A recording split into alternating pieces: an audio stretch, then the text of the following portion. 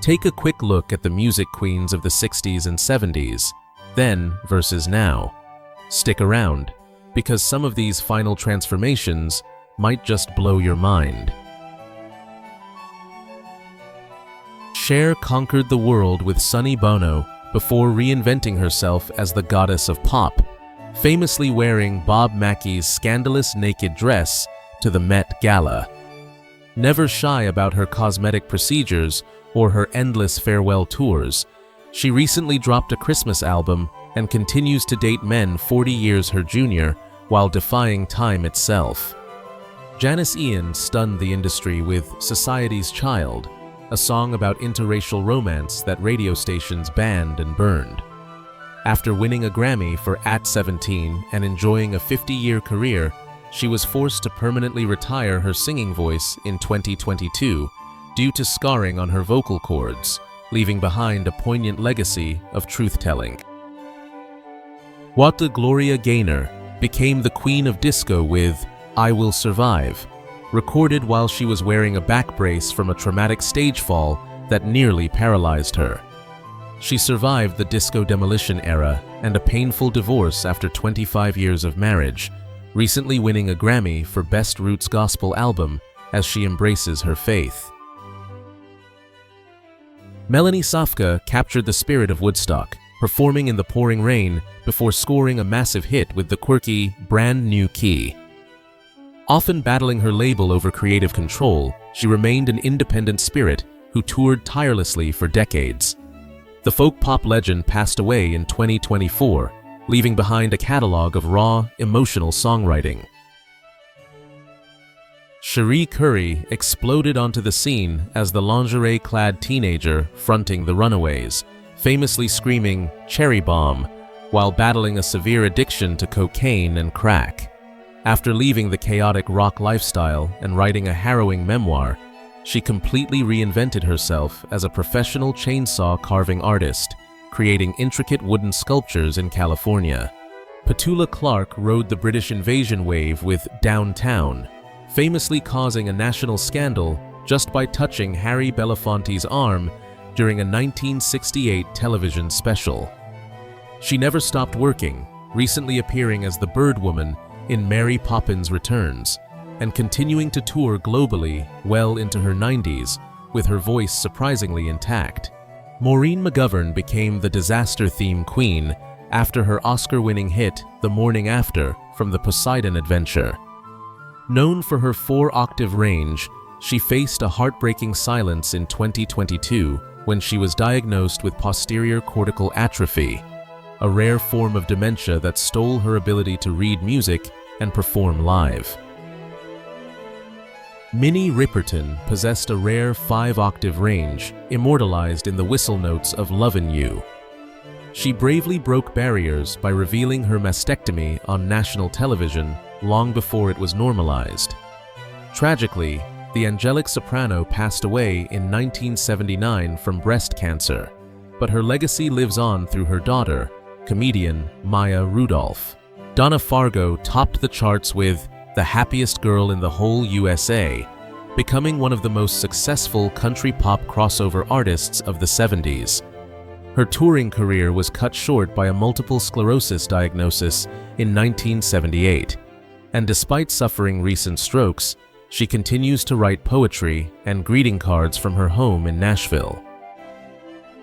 Gladys Knight, the Empress of Soul, led the Pips to glory with Midnight Train to Georgia, while secretly battling a decade-long gambling addiction that once cost her $60,000 in a single night.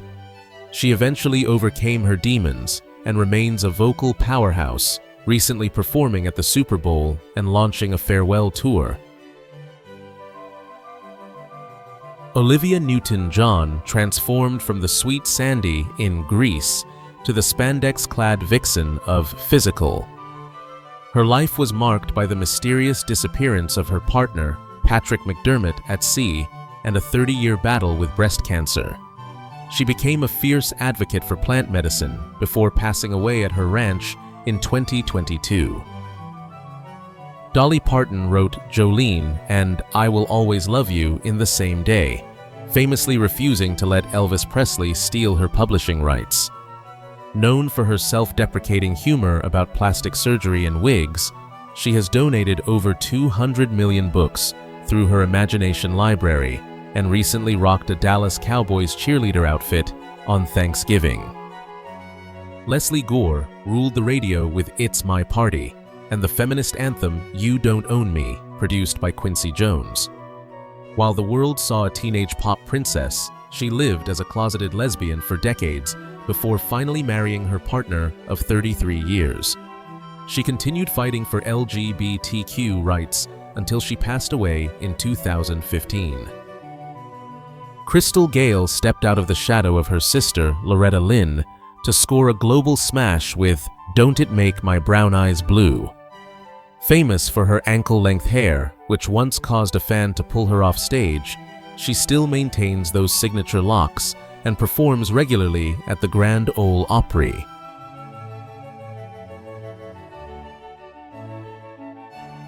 Michelle Phillips was the ethereal voice of the Mamas and the Papas, famously fired from the band for having an affair before being rehired. As the group's last surviving member, she survived an 8-day marriage to Dennis Hopper and a successful acting career on Knots Landing, now living a quiet, retired life in Los Angeles. Judy Collins defined the folk era with her soprano clarity, inspiring the Crosby, Stills, and Nash hit Sweet, Judy Blue Eyes. She overcame a battle with bulimia and the tragic suicide of her only son to become a mental health advocate. Now in her 80s, she refuses to retire, touring relentlessly and releasing new albums. Marianne Faithfull went from being the face of swinging London to living homeless on the streets of Soho while battling a severe heroin addiction. After reinventing herself with the gravelly, broken English, she survived a near-fatal case of COVID-19 that damaged her lungs, forcing her to move into a care home for ongoing assistance. Connie Francis was the top-charting female vocalist of the late 50s, but her career halted after a horrific assault at a Howard Johnson's motel in 1974. She won a landmark lawsuit that revolutionized hotel security, but suffered years of mental health struggles. Today, she is retired in Florida, occasionally greeting fans with her indomitable spirit. Donna Summer defined the disco era with the hypnotic I Feel Love. Though her career faced backlash over alleged anti-gay remarks, she spent years denying. She later embraced Christianity and continued recording until she passed away in 2012 from lung cancer, which she privately believed was caused by inhaling toxic dust during the 9/11 attacks. Nancy Wilson proved women could rock hard as the guitarist for Heart, crafting the aggressive riff for Barracuda in rage against a sleazy record promoter. Following a painful family rift involving her sister Anne and a backstage assault incident, she has since reconciled, releasing solo music and keeping the band's legacy alive on tour.